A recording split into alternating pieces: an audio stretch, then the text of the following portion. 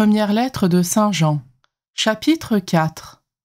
Bien-aimés, ne vous fiez pas à n'importe quelle inspiration, mais examinez les esprits pour voir s'ils sont de Dieu, car beaucoup de faux prophètes se sont répandus dans le monde. Voici comment vous reconnaîtrez l'Esprit de Dieu.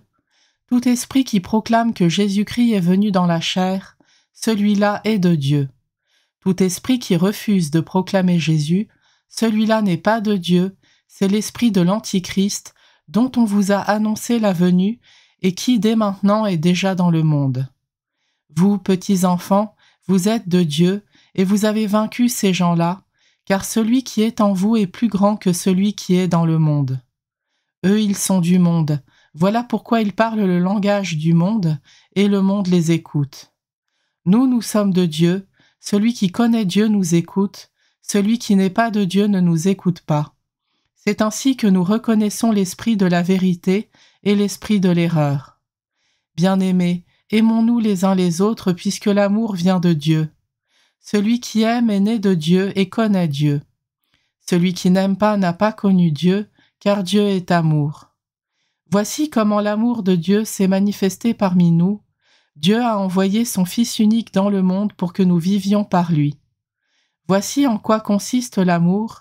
Ce n'est pas nous qui avons aimé Dieu, mais c'est lui qui nous a aimés, et il a envoyé son Fils en sacrifice de pardon pour nos péchés.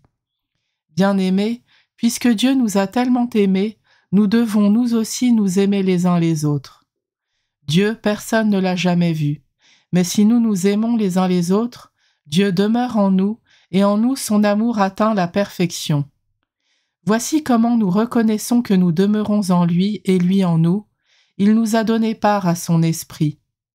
Quant à nous, nous avons vu et nous attestons que le Père a envoyé son Fils comme sauveur du monde. Celui qui proclame que Jésus est le Fils de Dieu, Dieu demeure en lui et lui en Dieu. Et nous avons reconnu l'amour que Dieu a pour nous et nous y avons cru. Dieu est amour. Qui demeure dans l'amour demeure en Dieu et Dieu demeure en lui. Voici comment l'amour atteint chez nous sa perfection, avoir de l'assurance au jour du jugement, comme Jésus en effet nous ne manquons pas d'assurance en ce monde. Il n'y a pas de crainte dans l'amour parfait bannit la crainte, car la crainte implique un châtiment, et celui qui reste dans la crainte n'a pas atteint la perfection de l'amour.